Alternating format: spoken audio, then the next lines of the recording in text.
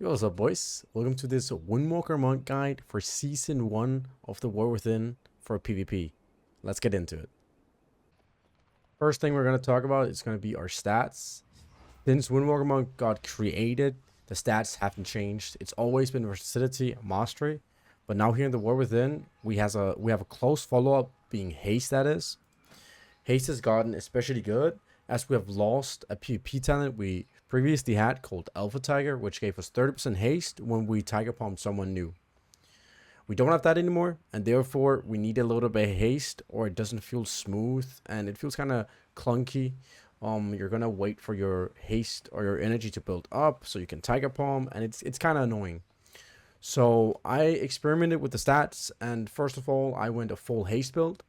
Then I put in as much mastery as I could, and when it stopped feeling smooth, I just put some more haste in.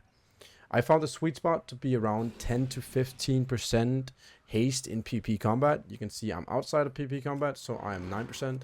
In, I'm 14. So I'm a little bit on the higher side, but I just really prefer it to be very smooth gameplay. I would sacrifice a little bit of damage for that. That's fine with me.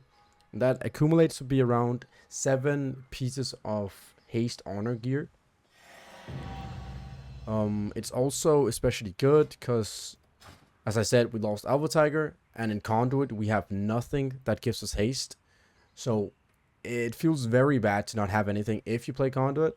If you play Shadowpan, you get 10% baseline haste from Veteran's Eye. So you already have some haste here. So it's not, you can go more mastery with Shadowpan than you can with Conduit. That's what I'm trying to say. But yeah, that's pretty much it for the stats. It's changed a little bit. It's a versatility, mastery, and then closely followed up by haste. But versatility mastery is still your go-to. We move on to the talent section. So there's, of course, Shadowpan and Conduit. We'll go over Shadowpan first, and then we move on to Conduit. For the talents, they've actually done a super good job with a lot of talents being viable and a lot of it being preference. This is really what I like to use playing Shadowpan. We'll go over some of them. For example, I enable Detox if I'm playing against a number of classes where I want to remove the poisons or diseases. They'll come up in the screen here so you can see which ones they are. You can also play Bounding Agility if you want a little bit more travel on your roll. If you're playing against casters or something where you know you're going to have to go a long distance to catch them. You can also play quick-footed if you're playing against frost mages or other specs that are going to root you a lot. I would use that instead of chi wave in that scenario. And you can also play energy transfer if you're playing against double wizards or other scenarios where you know you're going to kick a lot so you can get a good benefit from it. Otherwise, there isn't anything I would exchange. Everything else is really good and I would prefer keeping it. I have began to actually play this 30-second reduced cooldown on Fortifying Brew instead of 10% additional health and reduced damage, because 30 seconds on a 2-minute cooldown is actually huge, and it's baseline a third or a 20% wall and 20% increased health, which is already a really good cooldown. So I've found it to be more useful to have a slower, or to have it to be a lower cooldown than having it to be a better defensive. Moving on to the right side of the tree, they've done a super good job here as well. There's a lot of viable talents, a lot of useful talents, and we're not just locked into some specifics, it seems, so far at least in the expansion. But this is what I am playing with. Darting Hurricane is especially good when building your flurry strikes, as you can cast 2 Tiger Palms very quick after each other if you don't have the 300 energy yet. You'll almost always have the 10 stacks before you have used 300 energy, so I find this talent to be very, very beneficial when I want to just spend energy and get my flurry strikes up as soon as possible. But otherwise, you can play Knowledge of the Broken Temple over Revolving Whirl. I just find the spin playstyle to be very appealing to me, and I feel it's smooth. But Knowledge of Broken Temple is definitely viable, and it can do a lot of damage. You could also play Memory of Monastery, as it's also good damage. You can play that over sequence strikes if you want to. And the last two I would recommend you or say that you could play are going to be Swen's Battle Gear and Transfer the Power. The only problems are that neither Fist of Fury or Rising Sun Kick do that much damage anymore. Playing this build is a very spin and blackout kick heavy build. So your Fist of Fury and Rising Sun Kick big damage abilities days, they are kind of over. They don't do as much as the other two. So yeah, I would recommend going this baseline. But yeah, as I said, you can mix it up. You can do what you prefer, as they are also viable, the other ones that I mentioned. Moving on to Conduit of Celestials. On the left side, nothing has changed. I'm the exact same talents. You can still play Detox, Bounding Agility, Quick Footage, Energy Transfer, and the Bounce Back. Those are the ones that you can still play. It's preference, it's up to you, but in certain scenarios, I would recommend playing it, as I mentioned before when we went over Shadowpan. On the right side, not a lot has changed either, but one thing has. Instead of putting a point in Darting Hurricane, where we were able to spend, or do two Tiger Bombs quickly after each other, to spend the energy for Flurry Strikes, or charges, we're not depending on those anymore, so we don't need this talent. So instead of that, I've put a point in the Memory of Monastery, as our player kicks hit hard and we get more with this talent, so it's a really good idea using it here instead. You could also use it in Swen's Battle Gear or in Transfer the Power. If you're fighting comms where you know you're going to Fist of Fury a lot, it could be double melee and you're using your Fist of Fury as an offensive and a defensive, as you're parrying 90% of the attacks and you're doing a little bit of damage, you could use Transfer the Power instead.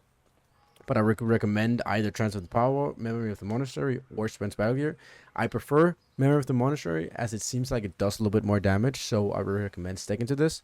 But there are scenarios where you can play Transfer the Power and Swen's Battle Gear. Moving on to the PvP talents, we have lost a PvP talent and we've gained a PvP talent, both kind of doing the same thing. Not an interrupt, but a knock up.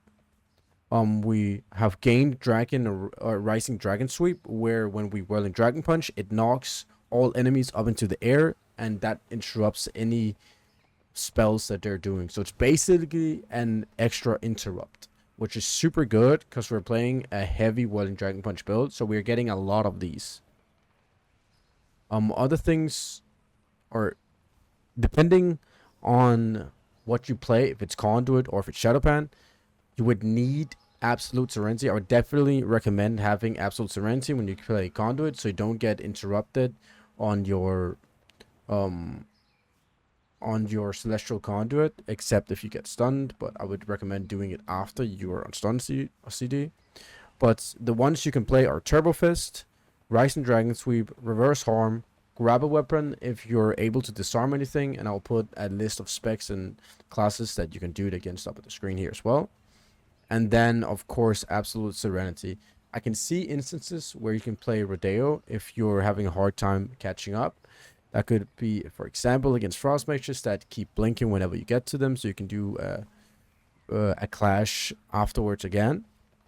But those are pretty much it. With this, I would recommend almost always going these three baseline, and if you can, you have to disable. I would remove that.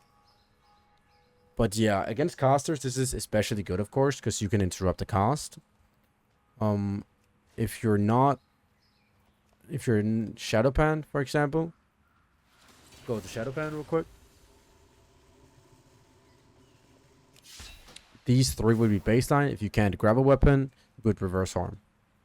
So yeah, that's pretty much it for the PP talents and for Conduit and Shadowpan talents in general. Okay, moving on to the burst, we can do the Conduit first. It of course revolves around Celestial Conduit, pressing that and bursting therefore. I can show you a clip here. I've sped it down so you can see it. So first of all, we use our Tiger. We also get Resin Jade Wind on that because of the talent. We then Tiger Palm to build up some chi. Afterwards, we stun. Then we pop our images. We use Striker the Windlord to get the benefit of this talent called Gale Force, where targets hit by the Striker Windlord have a 100% chance to be struck for 10% additional nature damage from your spells and abilities. And with Celestial Conduit being nature damage, we get 10% more above. So we always want to strike the Windlord first. But we use that. I lucky get a spinning crane kick, but I'm going to assume I didn't get it, as it's not always we get that on the burst, of course. I will do Celestial Conduit right after, and I'll press the button as soon as I can to get my Celestials working at 200%, because if I don't, they'll just do it after the channel. I will let the channel set its full duration, and I will end it with Rising Sun Kick. I will Fist of Fury afterwards to be able to Whirling Dragon Punch.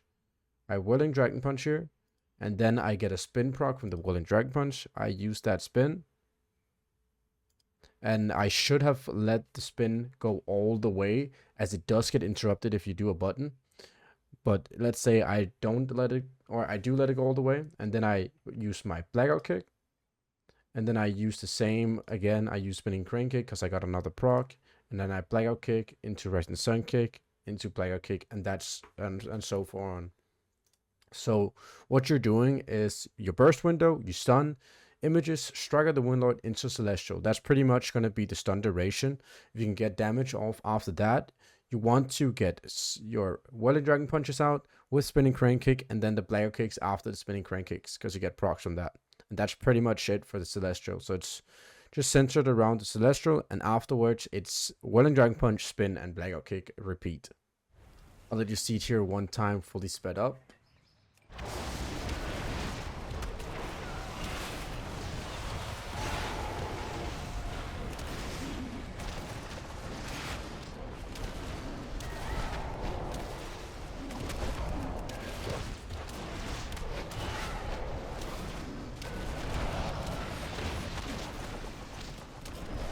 And now let's move over to Shadowpan. So moving on to bursting with Shadowpan, the only thing that's really changed is we don't have Celestial Conduit. So the burst rotation is pretty much the same, but take that one out. We also now have Flurry Charges, which we don't really play around, but it's just a bonus for our burst. If you see you're getting them up and you have an opportunity to do a go soon, then I would recommend holding, but I wouldn't solely play around the Flurry Strikes. But to show you how they're used, I have this clip here. I will speed it down. So first of all, again, I use my Tiger. I Tiger Palms to build some energy. I use my images and I strike the Windlord again. I then Rising Sun Kick into Fist of Fury to get the Whirling Dragon Punch off. Off the Whirling Dragon Punch, I Spinning Crane Kick. I then Blackout Kick. I now see I have 2 charges of my Darting Hurricane, and I have 10 charges of my Flurry Strikes. So I haven't used my energy yet, and but I have the Flurry Strikes ready. So I see that, I Tiger Palm, I Rising Sun Kick so I don't break the hit combo, and then I Tiger Palm again to get the Flurry Strikes out. So that's how you want to play it. You want to do the normal go, just without the Celestial Conduit. And then when you can see, you get the procs of the Darting Hurricane, and you are close, or you have the 10 stacks, then you want to get it out so you can get the Flurry Strikes out, because they also do a huge amount of damage. So yeah, that's pretty much it for the Shadowpan burst as well. And I'll let you see the full clip of the Shadowpan burst here.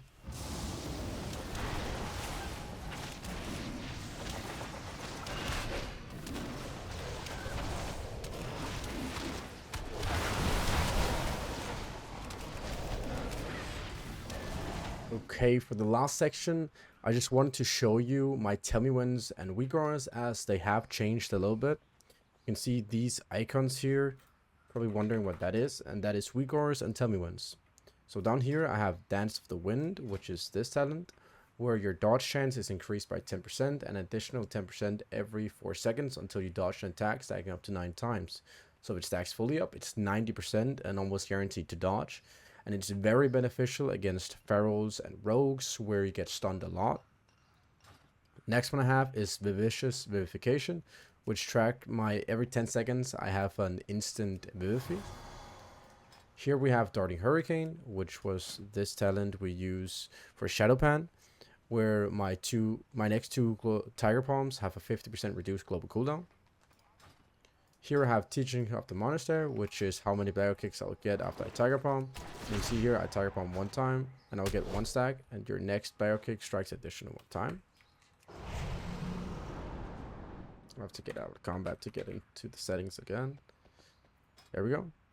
And here we have Pressure Point, which is the buff you get from Swen's Battle Gear, where when your Fist of Fury ends, the critical strike of Rising Sun Kick is increased by 40% for 5 seconds. So you can see after this Fist of Fury ends, I have 5 seconds where I have a crit chance for 40% on my Rising Sun Kick. And for this one over here, this is just hit combo, which is this talent, where you get up to 5% extra damage. So it's just a tracker that I keep that. And the most important one for this expansion, if you're playing Shadowpan, is your Flurry Chargers tracker. So you can see I have 8 charges. Now I have 10, and you can see I've spent 210 energy, so I know that I needed to just Tiger Pump 1 more time, and it will implode, and there we go. So yeah, that's very beneficial, and those are the tell me wins and weakers that I now use in this expansion. And that was it for this WindWalker Monk guide. I hope you enjoyed, boys. If you did, please like and subscribe. And I stream over on Twitch. My name is Baseax as well there. Yeah, I'll see you guys next time. Peace out, boys.